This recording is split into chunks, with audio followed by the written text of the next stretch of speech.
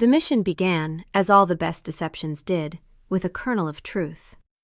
Mira was a captive, chained in the damp stone cellar of a minor lord known for trafficking in vampire bloodlines.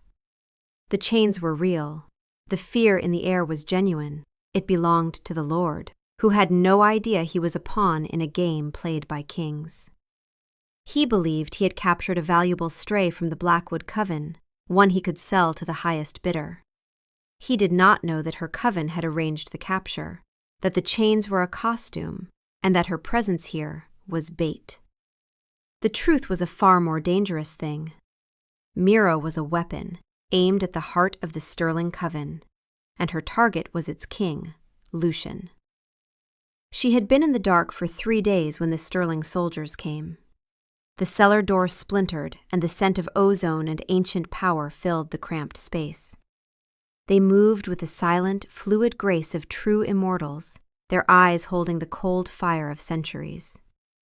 The lord who had held her met his end without a sound, a brief, violent shadow play against the torchlight. One of the soldiers approached her, his gaze assessing. "You are Blackwood," he stated, not a question. Mira did not fight, did not feign weakness beyond what was plausible. She let them see the defiance of a captured soldier, not the terror of a victim. It was a carefully calibrated performance. "And you are Sterling dogs," she replied, her voice rough. They took her. The journey to the Sterling court was a blur of speed and silence. She was a prize, a piece of intelligence. Lord Blackwood had been meticulous in his planning. Her fabricated history was one of minor disgrace, a skilled but reckless operative caught on an unsanctioned mission, making her disavowable by her own coven, and thus, paradoxically, more trustworthy to an enemy. An enemy might believe a coven would sacrifice a pawn, but they would never believe they would discard a queen.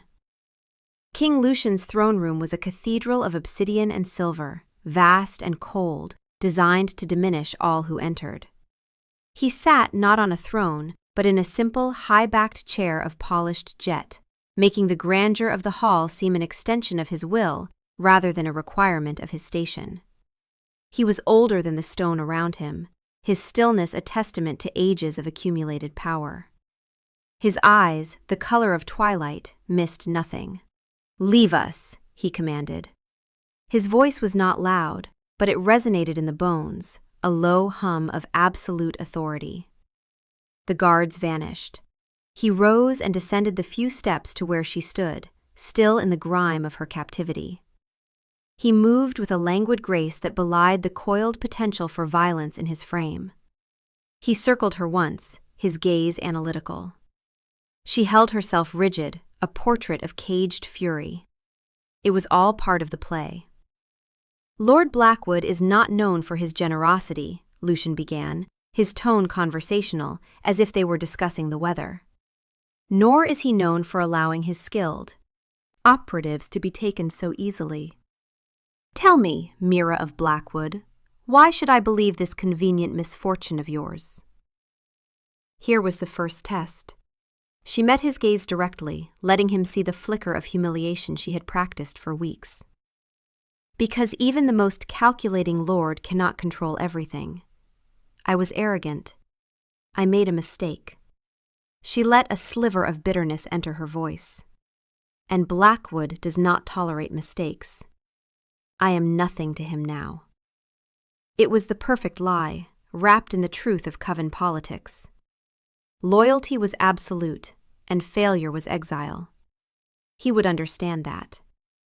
He studied her for a long moment, his silence stretching until it became a pressure against her skin.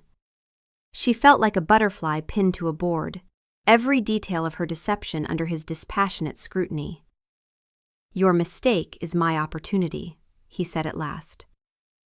"The Sterling Coven offers sanctuary to those with valuable skills, regardless of their origin. You will be watched. Your loyalty will be tested. But if you prove true, you will have a place here." She inclined her head, a gesture of reluctant submission. "I have nowhere else to go." The lie had taken root. She was inside. For the next 3 months, she was the model of a reformed enemy.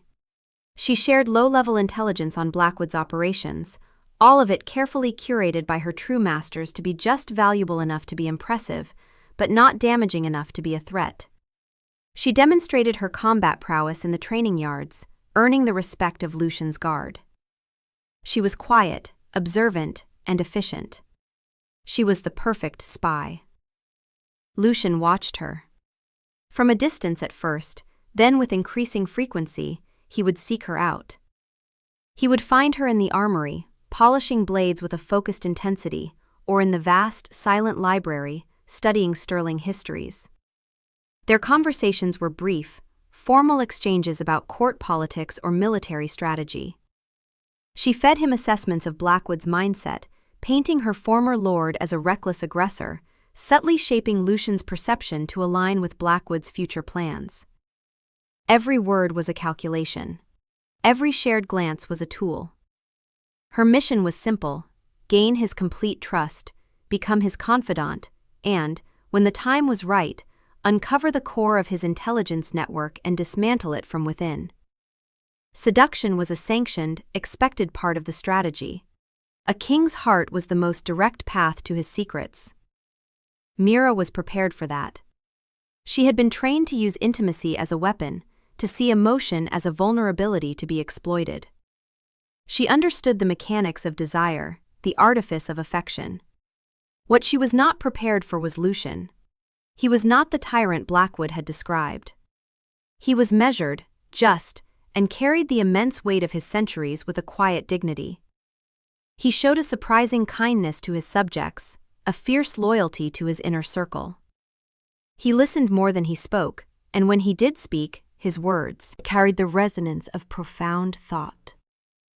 One evening, he found her on one of the high balconies overlooking the moon-drenched gardens. The air was still and cool. "You are restless," he observed, coming to stand beside her. He did not crowd her, maintaining a respectful distance. "I am unaccustomed to peace," she answered honestly. It was a partial truth, one that served her cover. "Blackwood's court is a viper's nest, I have heard," he said. "Here, we prefer stability. Strength does not require constant turmoil." He gestured to the gardens below, where silver-leafed trees shimmered in the pale light. "There is power in stillness, too, in things that grow." She had no response for that. It was a philosophy so alien to the Blackwood ethos of perpetual conflict that it felt like a foreign language. She was a creature of shadow and sharp edges, of whispered plots and sudden violence. This quiet, contemplative strength was something she had never encountered. He turned his gaze from the garden to her. "You are more than just a soldier, Mira. I see it. I am curious to know what else you are." His curiosity was the lock. Her mission was the key. She knew she should use this opening, turn the conversation toward intimacy, begin the delicate process of seduction. It was the reason she was there. She had a report due to Blackwood in 2 days, a report that was supposed to detail her progress in gaining the king's personal trust. But as she looked at him, at the genuine inquiry in his twilight eyes, the carefully constructed words of her mission protocol felt like ash in her mouth. For the first time, she felt a flicker of something that was not part of the plan, a dangerous, unwelcome warmth. She ruthlessly suppressed it. She was a professional. She was Blackwood's finest weapon, and she would not fail. "I am whatever you require me to be, my king," she said, her voice a low, promising murmur. The seduction had begun. But as she spoke the words, a cold dread settled in the pit of her stomach. She was beginning to suspect that the lie she was building was a cage, and she was not entirely sure which side of the bars she was on. The first phase of her infiltration was a resounding success. Mira moved through the sterling court like a ghost with a newfound purpose, her every action designed to solidify the trust Lucian had tentatively extended. She became a fixture in the strategy chambers, her insights into Blackwood's tactics proving invaluable. The information she provided was a masterclass in deception, 90% truth to make the 10% of poison palatable. She helped Lucian thwart a minor border skirmish that Blackwood himself had orchestrated, a calculated sacrifice to cement her position. After the skirmish, Lucian had summoned her to his private study. The room was lined with ancient maps and shelves of leather-bound books that smelled of dust and time. It was a space of quiet contemplation, a stark contrast to the cold formality of the king's throne room. Lucian stood before a large map of the territories, his back to her. "The intelligence you provided was flawless," he said, his voice a low rumble. "My scouts confirmed every detail. You saved at least a dozen of my soldiers from a foolish death." "I serve the Sterling Coven now," she replied, her voice steady. The words tasted like metal. She had condemned a dozen of her own Coven's soldiers to that same foolish death. It was the cost of the mission, a necessary expenditure. She repeated the words to herself, a mantra against this sudden tightness in her chest. Lucian turned, his gaze intense. "Do you? Or do you simply serve your own survival?" It was a test. He was always testing her. "Is there a difference?" she countered, allowing a hint of her practiced cynicism to show. "My survival now depends entirely on the prosperity of this coven. My interests are aligned with yours." He considered her for a moment, then gave a slow nod. "A pragmatic answer. I appreciate pragmatism." He moved from the map to a small table where a decanter of dark, ruby-red liquid stood. It was blood, aged like fine wine, a delicacy among their kind.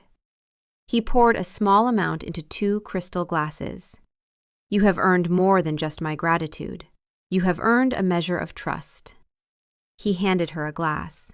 Her fingers brushed against his as she took it, and a strange, unexpected current passed between them.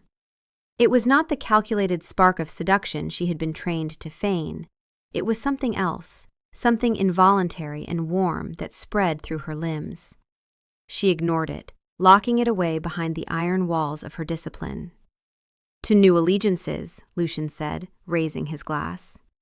"To new allegiances," she echoed, the lie feeling heavier than ever before. Her reports to Blackwood were glowing.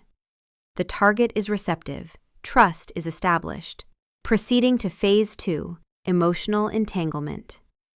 Her handler, a grim-faced vampire named Malachi, sent back a single, cold acknowledgement.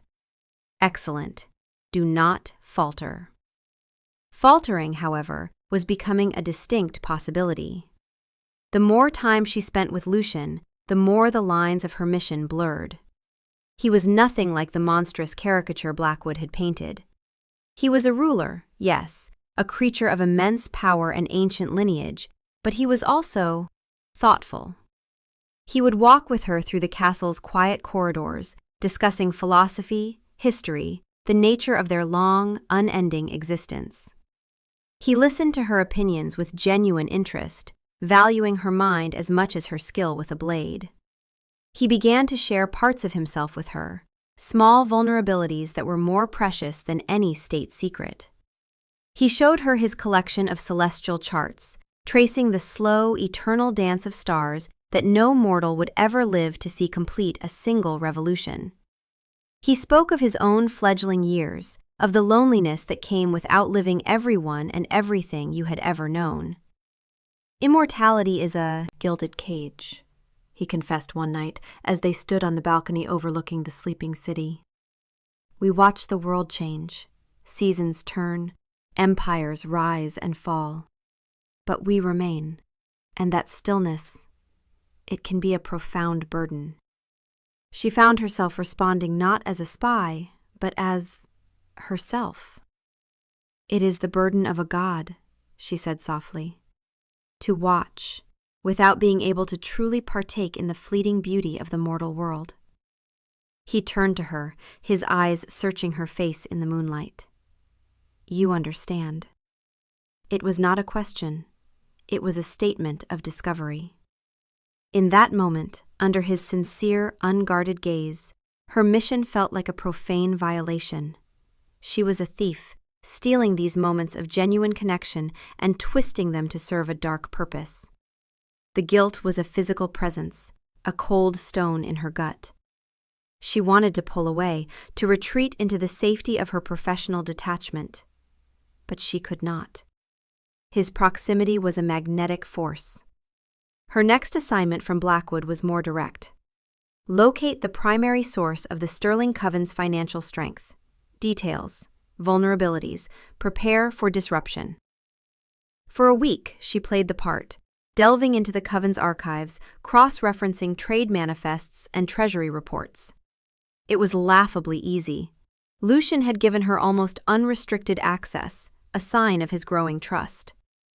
She found it within days. A network of quiet, immensely profitable investments in mortal shipping enterprises, managed through generations of human proxies. It was the Coven's secret lifeblood, the source of their stability. Ruining it would cripple them for decades. She drafted the report for Malachi, her fingers tracing the words that would spell Lucian's downfall. The details were precise, the plan for sabotage elegant and devastating. She stared at the finished document, her own handwriting looking alien and monstrous. She thought of Lucian's quiet pride in his Coven's prosperity, the way he spoke of his responsibility to his people. He had built this stability over centuries, and she was about to shatter it with a few strokes of a pen. She couldn't do it. The realization was not a sudden epiphany, but a slow, creeping horror. She, Mira, Blackwood's most loyal and effective operative, could not complete her mission. She looked at the report, at the culmination of months of work, and felt nothing but revulsion. With a sudden, violent gesture, she held the parchment over a candle flame. The edges blackened, curled, and then burst into a bright, consuming fire. She watched until it was nothing but a fragile skeleton of ash, which she crushed into a fine gray powder in her fist. She sent Malachi a different report, one filled with half-truths and deliberate misdirections. She claimed the Sterling finances were far more decentralized than anticipated, a web of complex holdings that would take months, perhaps years, to unravel. She painted a picture of a fortress, impenetrable and confusing. It was a lie, desperate, clumsy piece of sabotage against her own mission. She knew it was a risk. Blackwood was not a fool, but it was a risk she had to take. As she sealed the false report, she finally allowed herself to confront the terrifying, undeniable truth that had been growing in the shadows of her heart for weeks. It wasn't just about the mission anymore. It wasn't about politics or power. She was protecting Lucian. And she was doing it because the emotional entanglement that was supposed to be her greatest weapon had, instead, become her own undoing. She was falling in love with her target. The thought was a death sentence. The first crack in her professional facade had been small, almost imperceptible. It happened in the Royal Library, a sanctuary of silence and the scent of aged paper. Lucian had been showing her a rare manuscript, an illuminated bestiary from an age when the world was still thick with magic. His fingers, long and elegant, traced the gilded image of a dragon, its scales shimmering even after 1,000 years. They say the artist used his own blood mixed with gold to achieve this color, Lucian had murmured, his voice low and close. She had been standing beside him, her focus supposedly on the ancient text, a detail to include in her reports about his scholarly interests, a potential weakness, a distraction. But as he spoke, she found herself watching the way the candlelight caught in his dark hair, the thoughtful curve of his lips. He had looked up then, catching her gaze. For a fraction of a second, her mask had slipped. He saw not the calculating operative, but something else, something softer and more uncertain. A flicker of genuine fascination. His own expression had shifted, a subtle warming in his twilight eyes. He held her gaze for a long moment, a silent question passing between them. She had recovered quickly, dropping her eyes back to the manuscript, murmuring something about the artist's dedication. But the moment had lingered. It was a small, dangerous spark in the tinderbox of her deception. That night, her report to Malachi had been uncharacteristically brief, omitting the personal detail entirely. It was the first secret she had kept for Lucian, a betrayal not of him, but of her mission. Now, that single spark had grown into a consuming fire. After burning the true report on his financial network, Mira existed in a state of constant, gnawing tension. Every interaction with Lucian was a duality. She was performing the role of his trusted confidant while simultaneously living it. The sweet poison of her assignment was that the lie had become indistinguishable from the truth. When she smiled at him, it was no longer a calculated gesture. When she sought his company, it was not for intelligence, but for the simple, selfish pleasure of his presence. He, in turn, opened up to her completely. He trusted her. The knowledge was a brand on her soul. He would leave sensitive documents on his desk when she was in the room. He would speak aloud his strategies for dealing with rival covens, using her as a sounding board.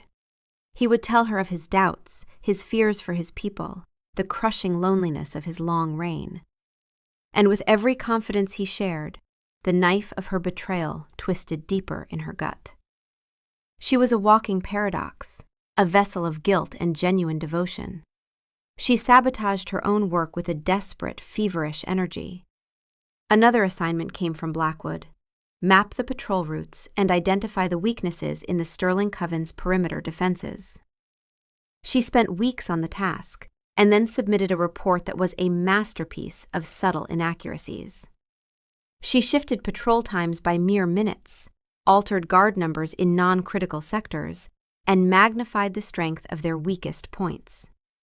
It was just enough to ensure that any attack based on her intelligence would fail, but not so flawed as to immediately arouse suspicion. She was walking a razor's edge. Malachi's responses became cooler, more clipped. He was growing impatient. He could not prove she was being deceitful, but the lack of significant results was noted. One evening, Lucian found her in the training yard, long after everyone else had retired. She was moving through a complex sword form, the steel a silver blur in the moonlight. She was not practicing. She was trying to exhaust the frantic energy that hummed beneath her skin, the constant fear of discovery. He watched her in silence until she finished, her final stance held with perfect, rigid control. "You fight as if you are at war with yourself," he observed quietly. She lowered the sword, her control shattering. The weapon felt impossibly heavy. "Perhaps I am," she whispered, the admission slipping out before she could stop it. He closed the distance between them, his presence a solid, comforting warmth in the cool night air. He gently took the sword from her hand and set it aside. Then he reached out and cupped her face, his thumb stroking her cheek. The touch was feather light, yet it grounded her, silencing the frantic noise in her mind for a blissful moment. "Whatever battles you are fighting, you do not have to fight them alone," he said, his voice soft and sincere. "You are Sterling now, Mira. You are one of us." The lie broke her heart. She was not one of them. She was the serpent in his garden, the enemy he had welcomed into his home. His kindness was an agony. His trust was a condemnation. In that moment, she wanted nothing more than to confess, to purge the poison of her deception and face the consequences. But fear held her silent. Fear of his reaction, fear of the executioner's blade. And most terrifyingly, fear of the look in his eyes when he finally saw her for what she truly was. He leaned in, his lips brushing against hers. The kiss was not the fiery, demanding act of a king claiming a prize. It was gentle, tentative, a question asked in the universal language of intimacy. And she, the master of feigned affection, the spy trained in the art of seduction, found herself utterly disarmed.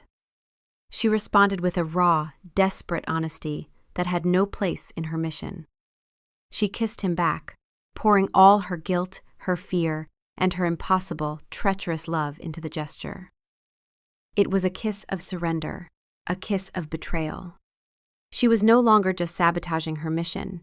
She was actively working against it, living a lie within a lie, protecting the man she had been sent to destroy. The love that had bloomed in the barren soil of her deception was now a fierce, protective thing. It had made a coward of her, but it was also making her something more, something she did not yet have a name for. As she stood there in the moonlight, wrapped in the arms of her target, her king, she knew her time was running out. Blackwood would not tolerate failure indefinitely, and the truth, when it came, would not be contained. It would be a fire that would consume them both.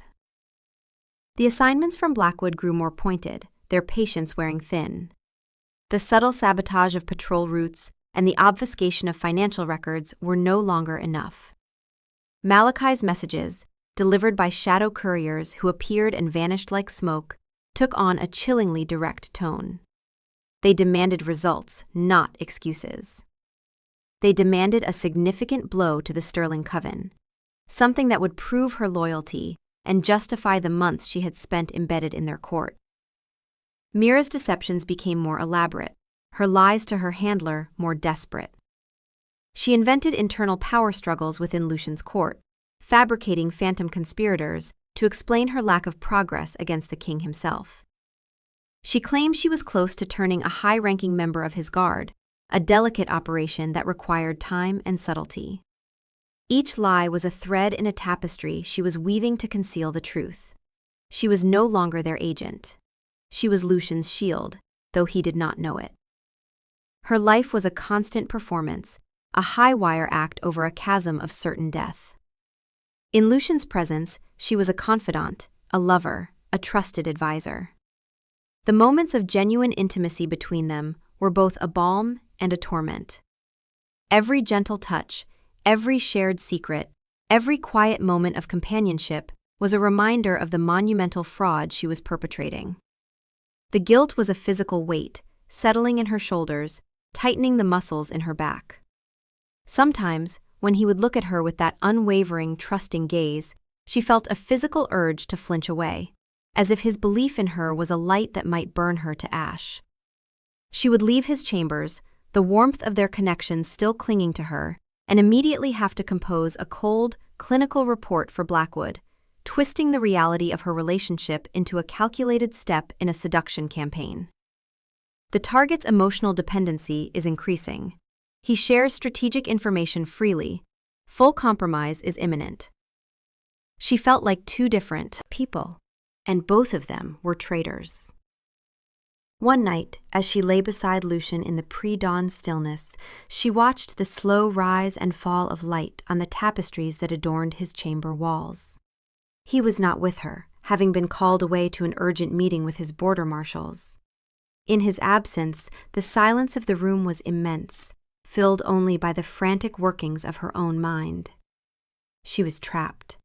Blackwood would eventually uncover her deception, and their punishment would be slow and imaginative. If Lucian discovered the truth first, his would be swift and absolute. There was no escape. She rose and moved to the window, looking out over the sleeping domain. His domain. A place of stability and order she had come to admire, a place she had been sent to burn to the ground. She thought of his quiet strength, his unwavering integrity, the way he made her feel seen for the person she was, not the weapon she had been forged to be. And she knew, with a certainty that was both terrifying and liberating, that she would die before she let any harm come to him. The mission was not just a failure, it was an abomination. Her love for him had rewritten her very being. The loyalty to Blackwood, instilled in her since her fledgling days, had been hollowed out and replaced with a fierce, protective devotion to Lucian. It was not a choice she had made, but a truth that had taken root in her soul. The final message from Malachi arrived that morning.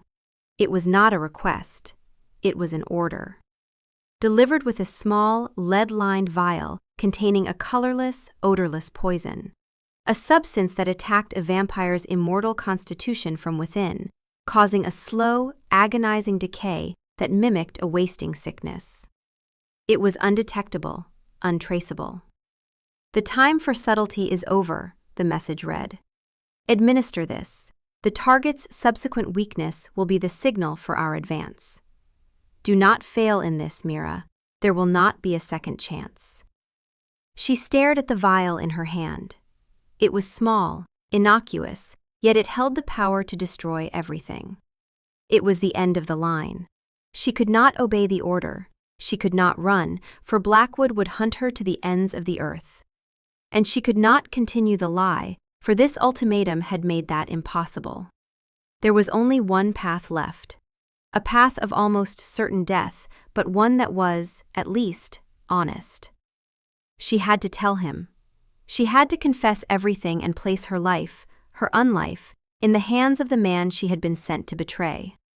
The thought of his reaction, of the trust in his eyes turning to hatred and disgust, was a pain sharper than any physical weapon. But it was a pain she had earned. It was the price of her deception, and the only penance she could offer. That evening, she requested an audience with him in his private study. She dressed simply, stripping herself of the silks and jewels of a courtier, choosing instead the plain leather tunic of a soldier. It felt more honest. She was, at her core, a soldier. Just one who had chosen a new side. He was waiting for her, a small, warm smile on his face as she entered. "Mira, I was just thinking of you." The simple, affectionate greeting was like a physical blow. She felt the strength go out of her limbs. She had to force herself to walk toward him, each step an act of will. She stopped a few feet from his desk, the vial heavy and cold in her pocket. "Lucian," she began, her voice strained. "There is something I must tell you." He saw the look on her face, and his smile faded, replaced by a look of concern. He moved around the desk, his expression open and questioning. "What is it? You look distressed." She couldn't meet his eyes. She stared at a point on the polished floor, her entire existence narrowing to this single, terrible moment. "Everything you know about me is a lie," she said, the words coming out in a raw, broken whisper. "My name is Mira. That is the only truth I have ever given you." She reached into her pocket and placed the vial of poison on his desk. It sat there between them, small and lethal, a symbol of her entire, monstrous deception. "I am a spy," she said, finally forcing herself to look at him, to let him see the full, wretched truth in her eyes. "Sent by the Blackwood Coven. My mission was to gain your trust, to seduce you, and to destroy you from within. This was my final order." The confession hung in the air, a toxic vapor. She watched as understanding, then disbelief, then a profound, shattering betrayal washed over his face. The warmth in his twilight eyes extinguished, replaced by a glacial coldness that was more terrifying than any rage. He did not move, did not speak. He became a statue carved from ice and fury, his stillness absolute. Every line of his body radiated a lethal quiet. He looked from the vial to her face, his gaze stripping away every layer of intimacy they had ever shared, reevaluating every memory, every touch, every word, and recasting it in the horrifying light of this new reality. She saw it all happening in his eyes, the slow, agonizing death of his trust. "I couldn't do it," she whispered, her voice cracking with the weight of her unshed, impossible tears. "I tried to sabotage my own mission. I sent them false reports. I protected you as best I could, from the shadows, without you knowing." She took a ragged, useless breath. "I couldn't complete the mission because it stopped being a mission. My feelings for you, they became real." It was the ultimate, desperate truth, the one thing she had left to offer him. He still did not speak. The silence in the room was a living entity, vast and suffocating. It was the sound of a world breaking. She had given him the truth, and now she could only wait for the sentence. She had betrayed her coven. She had betrayed him. She belonged to no one, and her life was forfeit. All she could do was stand before the king she loved and wait for his judgment. Lucian's stillness was the most terrifying thing Mira had ever witnessed. It was not the calm before a storm, it was the storm itself.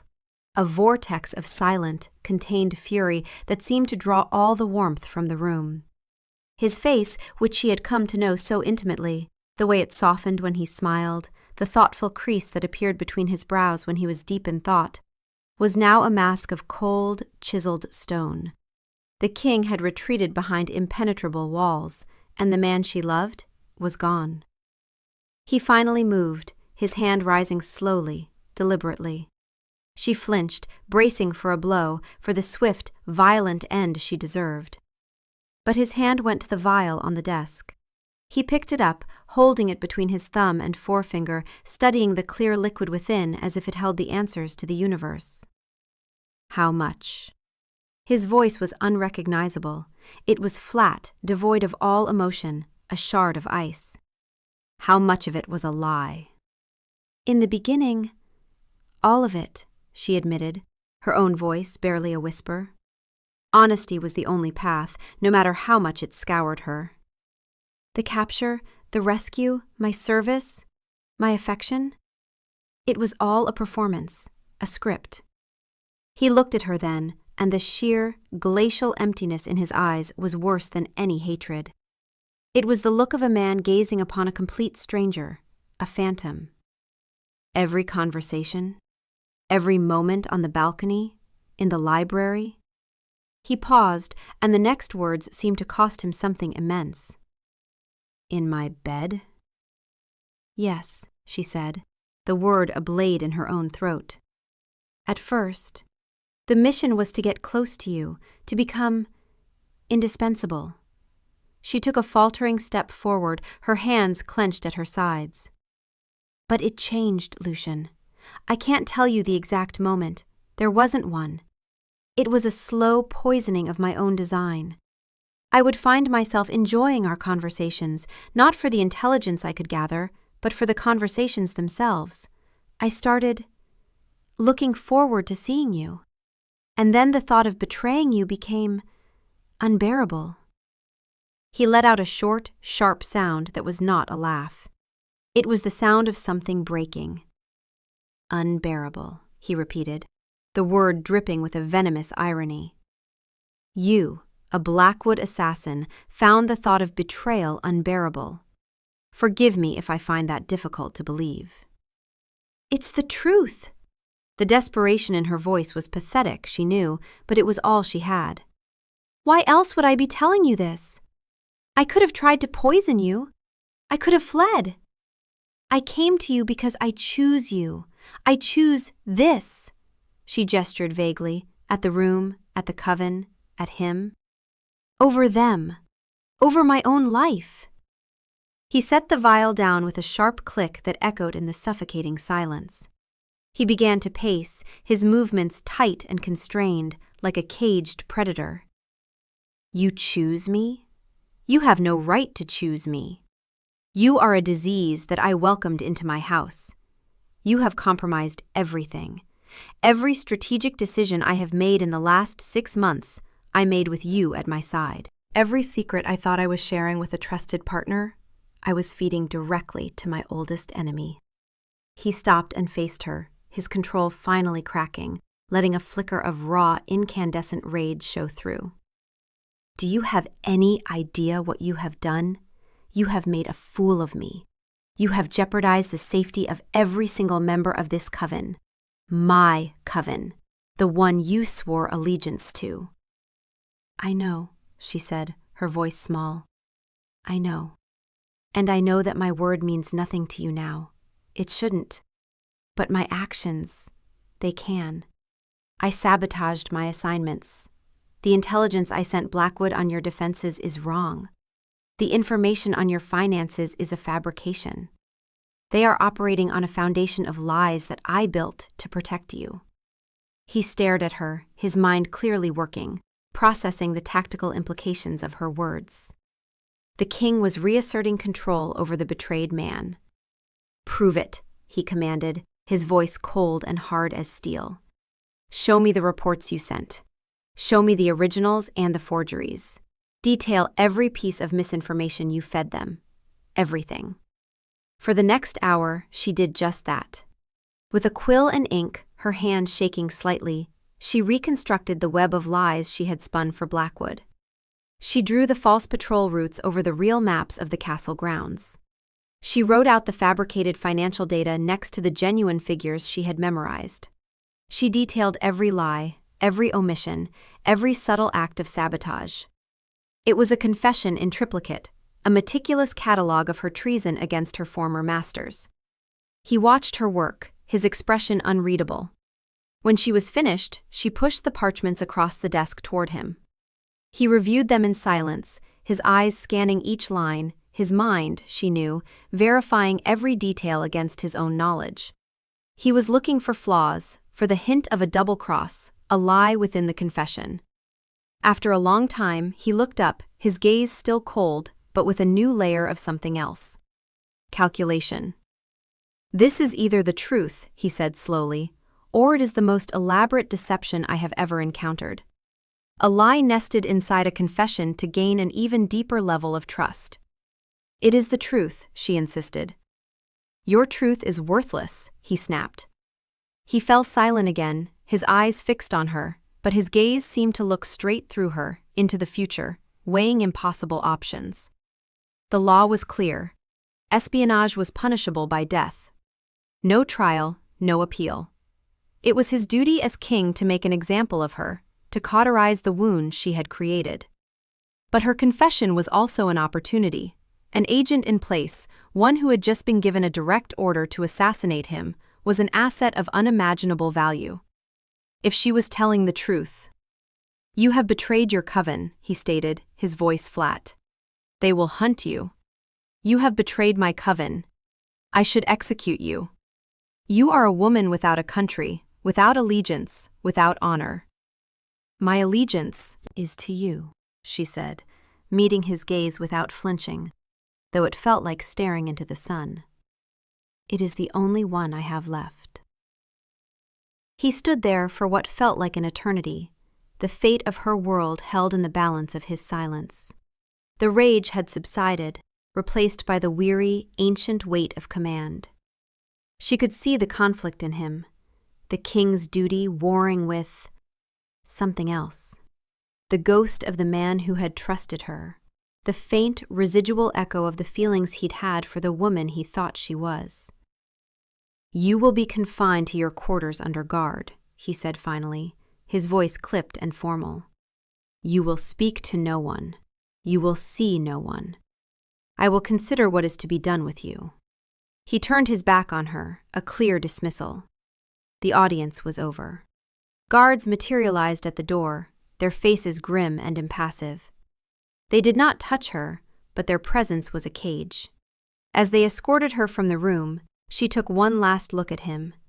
He was standing exactly where she had left him, his back to the door, a solitary figure in a room full of secrets and lies. He had not executed her. It was not forgiveness. It was not a reprieve. It was merely a stay.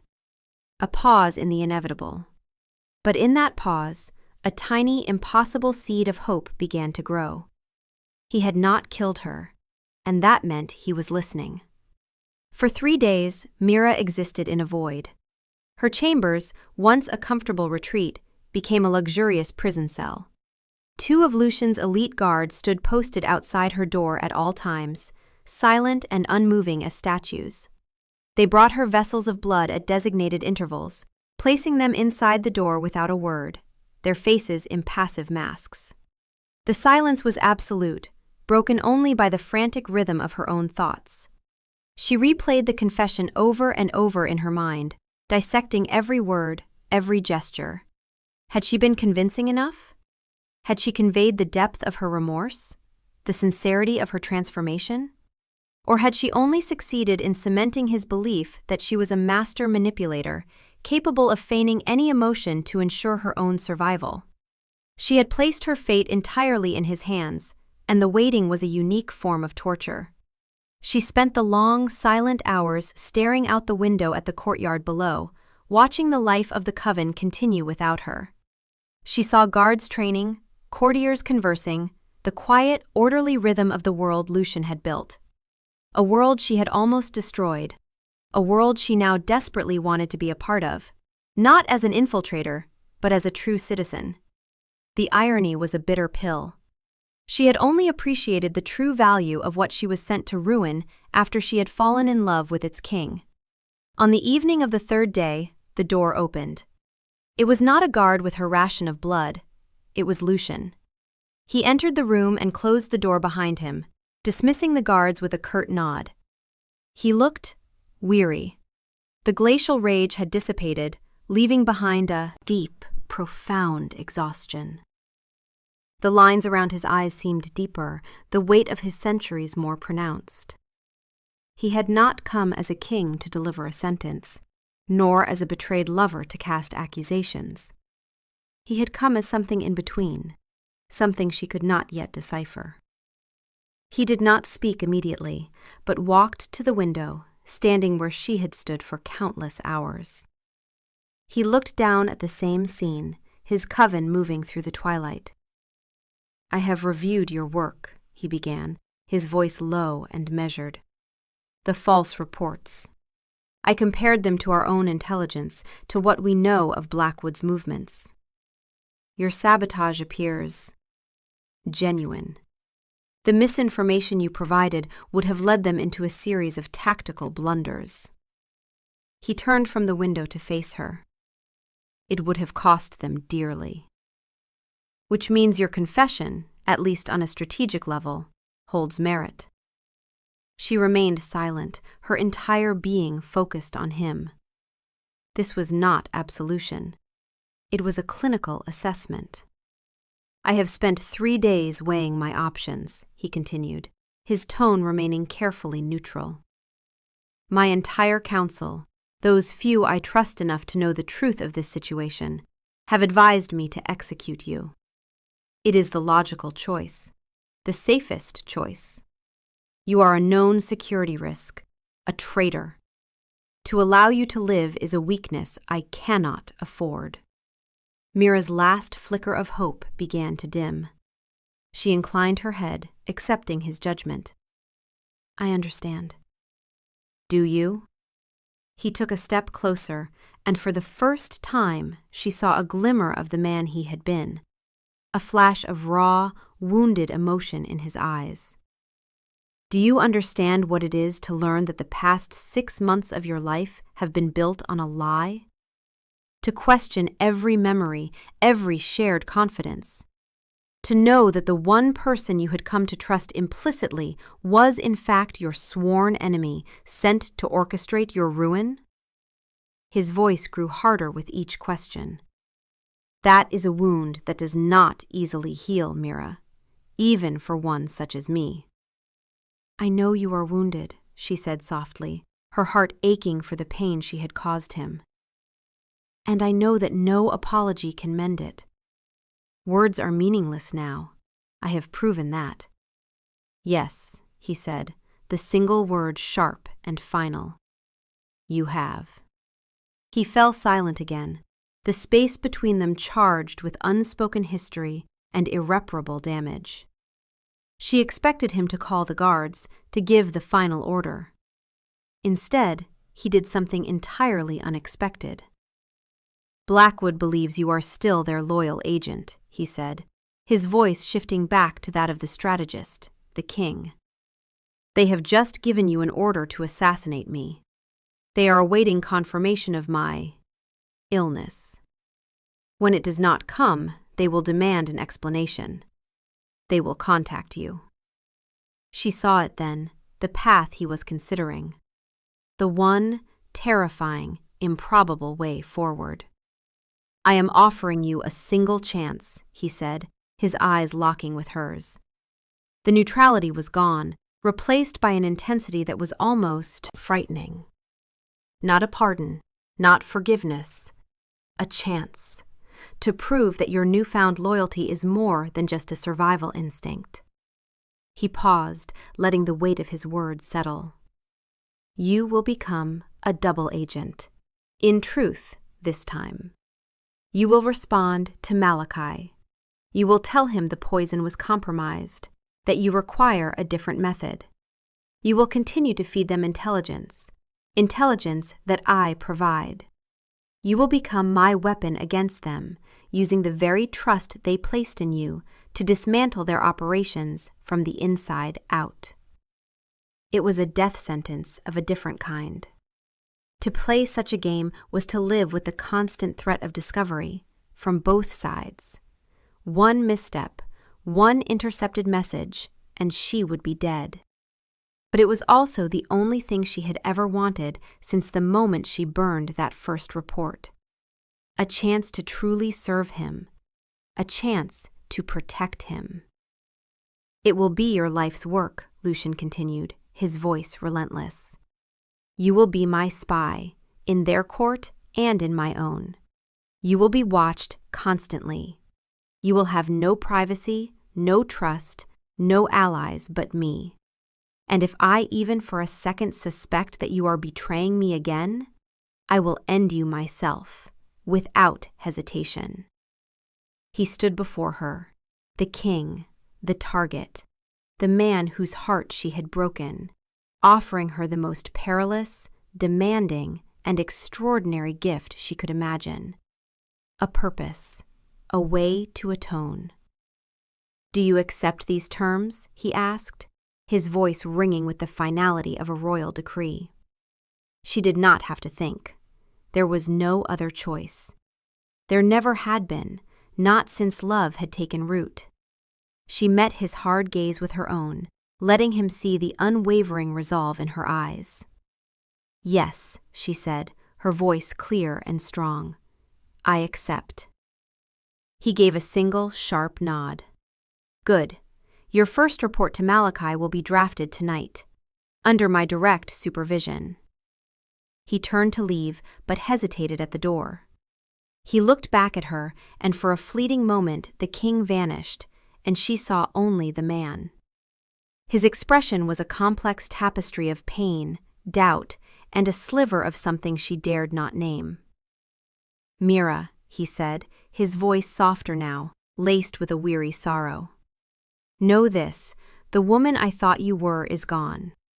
I do not know if she ever truly existed. This is purely a strategic alliance. Do not mistake it for anything else. He left, the door closing with a quiet finality behind him. She was alone again, but the void was gone. In its place was a clear, treacherous path. He did not trust her. He did not forgive her. He may never feel anything for her again but contempt. But he had given her a chance. A chance to prove, through action, that the spy he thought he knew had died, and in her place stood a protector. It was more than she deserved, and everything she would fight for. The mission had a new objective. Not his destruction, but his salvation. And through it, perhaps, her own. The transformation from spy to double agent was a descent into a world of shadows and mirrors. Mira's life became a meticulously constructed lie, supervised by the one person who knew the truth. Her every communication with Blackwood was a masterpiece of collaborative deception, drafted in the late hours of the night in Lucian's study. He would stand behind her, a silent, imposing presence, as she penned messages to Malachi. Her first report was a work of art. She explained that she had been moments from administering the poison when one of Lucian's personal guard had entered unexpectedly, forcing her to dispose of the vial to avoid discovery. It was a plausible, frustrating failure. She expressed her fury, her commitment to the cause, and requested a new plan of action. She suggested targeting the Coven's blood stores, a slower, more insidious form of sabotage. The plan was Lucian's. The feigned emotion was hers. It was a strange, sterile form of intimacy, the two of them working together, their minds in perfect sync, to deceive her former masters. There was no warmth between them, no echo of the companionship they had once shared. He was her handler now, his demeanor professional, cold, and distant. He treated her as an asset, a tool. It was what she had once been to Blackwood, but coming from Lucian, the coldness was a constant, painful reminder of what she had lost. She never saw him alone outside of these strategy sessions. In the wider court, he ignored her completely. The king's favor, which had once been a source of envy and speculation, had vanished overnight. Courtiers who had once sought her company now avoided her gaze. Rumors spread like wildfire, that she had displeased the king, that their affair had ended badly. The isolation was profound. She was an island, watched by all, trusted by none save the king, and his trust was a fragile, conditional thing. Malachi took the bait. He was suspicious, his return message filled with thinly veiled threats, but he agreed to the new plan. He demanded intelligence on the location and defenses of the primary blood stores. And so, the game began in earnest. Under Lucian's guidance, Mira fed Blackwood a steady stream of misinformation. She gave them the location of a decoy storage facility, heavily fortified but ultimately worthless. She detailed security protocols that were designed to lure their saboteurs into a trap. Every piece of intelligence was a carefully crafted snare. Weeks turned into months. Mira lived on a knife's edge. Every secret message sent was a risk. Every meeting with a shadow courier was a dance with death. She learned to read the subtle shifts in Malachi's encrypted letters, to anticipate his suspicions, to shore up her cover story with convincing details of her life in the Sterling court. Details of her isolation, her fall from grace, which she painted as a result of her mission's slow progress, a frustration for the smitten king. It was a bitter irony to use her own genuine pain as a tool of deception. During this time, she saw a different side of Lucian. She saw the master strategist, the ruthless protector of his people. He was brilliant, his mind able to see a dozen moves ahead, to anticipate Blackwood's every reaction.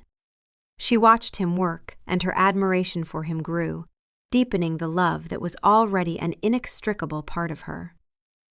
But she kept it locked away, a secret even from him. He had made it clear that their relationship was purely tactical. To show any hint of her true feelings would be to risk him believing it was another manipulation. The first major test of their alliance came 3 months into her new role. Blackwood acted on the intelligence she had provided about the blood stores. A team of their best infiltrators bypassed the outer defenses exactly as she had described, only to find themselves trapped in the decoy facility, surrounded by Lucian's elite guard. It was a devastating blow. Blackwood lost a dozen of their finest operatives without a single Sterling casualty. That night, Lucian summoned her to his study. He was standing by the fire, a glass of blood in his hand. The expression on his face was unreadable. "The operation was a complete success," he said, his voice even. "Your intelligence was perfect." "Our intelligence," she corrected softly. He turned to look at her, and for the first time in months, the coldness in his eyes thawed, just for a moment. He saw not just the asset, the double agent, but the woman who had stood before him and risked everything. "Yes," he conceded. "Ours." He fell silent, and in that silence, the professional distance between them seemed to thin. She could feel the ghost of their former intimacy in the room, a phantom limb that still ached. "They will not trust me after this," she said, thinking aloud. "The failure was too absolute. They will suspect a mole." "They will," he agreed. "But they will not suspect you. You have been careful. You have built a narrative of a frustrated, increasingly desperate agent. They will believe the trap was a result of my own cunning, not your betrayal. Their arrogance is their greatest weakness. They cannot conceive that one of their own would truly turn." He was right. Malachi's next message was filled with fury, not at her, but at the unexpected competence of the Sterling Guard. He demanded a new target, something more direct, something that would hurt Lucian personally. The new mission from Blackwood was chillingly intimate. Identify and target Lucian's oldest friend and advisor, a venerable vampire named Cassian. They wanted him eliminated, to isolate Lucian, to wound him psychologically before their next major move. Mira felt a cold dread. Cassian had been kind to her, a gentle, scholarly presence in the court. To use him as a pawn in this deadly game felt like a profound violation. She took the information to Lucian, her hands trembling as she laid out the missive. He read it, his face hardening into a grim mask. This is their way. They attack the heart, not just the walls. He looked at her, his gaze sharp and assessing. This will be your most dangerous test yet. You will have to provide them with information that seems to lead them directly to Cassian. It must be convincing. One mistake, and he will die. For the next week, they worked tirelessly, constructing an elaborate trap around the trap. Mira fed Blackwood details of Cassian's movements, his habits, his residences, all of it true to build credibility. But woven into the truth were subtle falsehoods. She gave them the layout of his country villa, but failed to mention the hidden reinforcements Lucian had sent there. She detailed the time of his nightly walk through the gardens, but shifted it by 15 minutes, ensuring he would be safely inside when the assassins arrived. The night of the planned attack was the most agonizing of her life. She stood with Lucian on a high castle parapet, watching the distant woods where Cassian's villa was nestled. They were too far to see anything, but they waited, shrouded in a tense, shared silence. She was acutely aware of his presence beside her, the solid line of his shoulder nearly brushing hers. For the first time, they were not handler and agent, but partners, waiting for the outcome of a shared risk. An hour after the appointed time, a messenger arrived, moving with preternatural speed. He knelt before Lucian. "My king, the Blackwood assassins have been captured, all of them. Lord Cassian is unharmed." A wave of relief so profound it almost buckled her knees washed over Mira. She closed her eyes for a moment, steadying herself. When she opened them, Lucian was looking at her. The distance was gone from his eyes. In its place was something else, something deep and complex. Respect.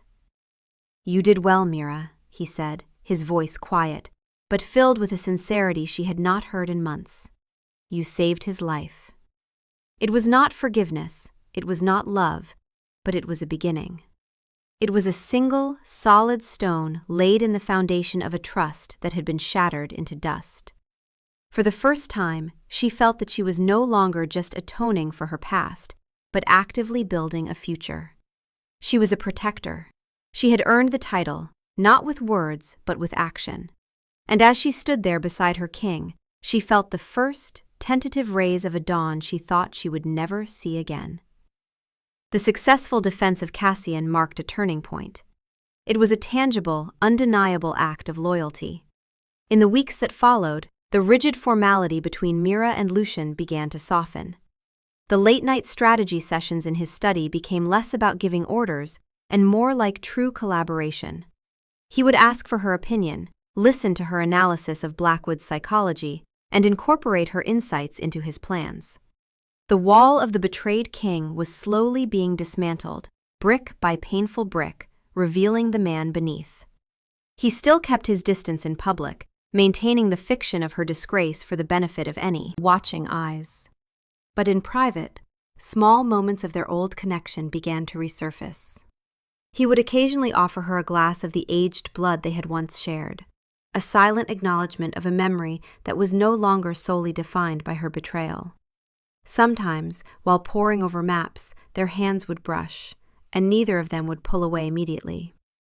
These were tiny gestures, fragile as spun glass, but they held the weight of a new, unspoken understanding.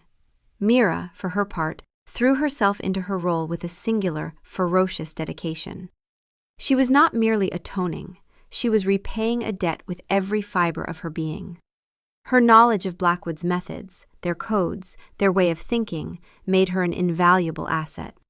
She anticipated their moves, decoded their communiques, and helped Lucian construct a counterintelligence network that systematically blinded and confused her former coven. She became the Sterling Coven's ghost, a silent, unseen guardian working from the shadows. Her greatest challenge, and her greatest triumph, came nearly a year after her confession. Malachi, enraged by the repeated, inexplicable failures of his operatives, orchestrated a plan of massive scope. He intended to launch a surprise, full-scale assault on the Sterling stronghold, using a secret route through the mountains that only a handful of Blackwood's highest command knew existed.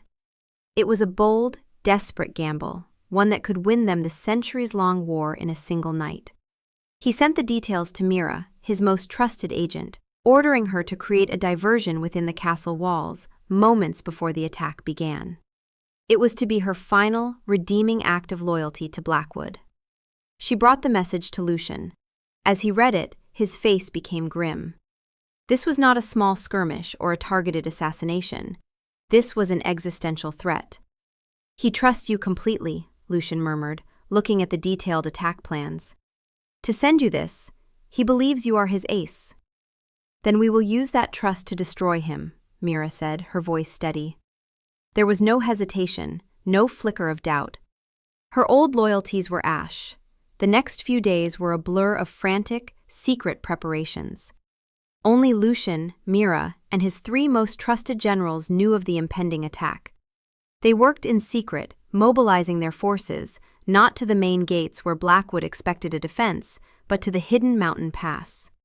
They were preparing an ambush of epic proportions. Mira's role was the most critical. She had to play her part perfectly, confirming the plan with Malachi, making him believe she was ready to set the castle ablaze as his army descended. On the night of the attack, a tense, electric silence hung over the castle. Mira stood with Lucian in the high bell tower, a vantage point that overlooked both the castle and the dark, looming mountains. Below them, the Sterling army was silent and hidden, a legion of shadows waiting in the pass. "Are you ready?" Lucian asked, his voice a low murmur beside her. She looked at him. In the pale moonlight, his eyes were filled not with suspicion or command, but with a quiet, steady trust. It was a look she had yearned to see again for a year, a look she had thought was lost to her forever. "I am," she said. She sent the final signal to Malachi, a simple coded message. "The diversion is set. The castle sleeps. A glorious night for Blackwood." They waited. The silence stretched, thin and taut. Then, from the distant mountain pass, the night erupted. Not with the sounds of a triumphant assault, but with the orchestrated chaos of a perfectly executed ambush. The clash of steel, the roars of combat, the flashes of supernatural power lit up the horizon. Blackwood's army had walked directly into a slaughter. They stood together on the tower, watching the distant, terrible beauty of the battle, knowing they had turned the tide of the war. Lucian did not take his eyes off the fighting, but he reached out, his hand finding hers in the darkness. He laced his fingers through hers, his grip firm and steady. It was not the passionate touch of a lover, not yet. It was the grip of a comrade, a partner. It was an acknowledgement of everything they had been through, of the trust that had been broken, and then, against all odds, reforged in the fires of shared purpose and proven action. The battle raged for hours, but the outcome was never in doubt. Blackwood's forces were routed, their command structure shattered, their lord himself barely escaping with a handful of his personal guard. It was a victory more decisive than any the Sterling Coven had seen in centuries. And it was a victory delivered by the spy who had been sent to destroy them. As the sounds of fighting faded into the dawn, a profound quiet settled over the tower. The sky was beginning to pale in the east, the first hint of a new day. Lucian finally turned from the vista of his victory to look at her. His hand was still holding hers. "It's over," he said, his voice filled with a weary relief. "Blackwood is broken. It will take them generations to recover, if they ever do." "We did it," she whispered. "You did it, Mira," he corrected her gently. He raised her hand, the one that was still intertwined with his, and looked at it, then back at her face. You have proven your loyalty beyond any shadow of a doubt. You have saved us all. He stepped closer, his other hand coming up to cup her face, just as he had done in the training yard what felt like a lifetime ago. But this time, there was no lie between them. His touch was not a prelude to a feigned kiss, but a gesture of profound, earned intimacy. I was wrong, he said, his voice thick with an emotion he no longer tried to hide. The woman I thought you were didn't vanish. She was forged in the choices you made after that day. The spy is gone, Mira, but the woman who stood by me, who fought for me, who chose this coven over her own blood, she is very real. He leaned down and kissed her. It was not the gentle, questioning kiss of their past, nor the desperate, guilty kiss of her betrayal. It was a kiss of homecoming. A kiss that acknowledged all the pain, all the deception, all the loss, and promised a future built not on a flawless beginning, but on a difficult, costly, and ultimately triumphant truth. Her mission had been to destroy him, but love had rewritten her orders. She had failed as a spy only to succeed as something infinitely more. A protector, a partner, his. And as she kissed him back, the last of the shadows in her soul receded, burned away by the light of a new dawn, a trust rebuilt, and a love that had, against all odds, proven itself to be the truest thing of all.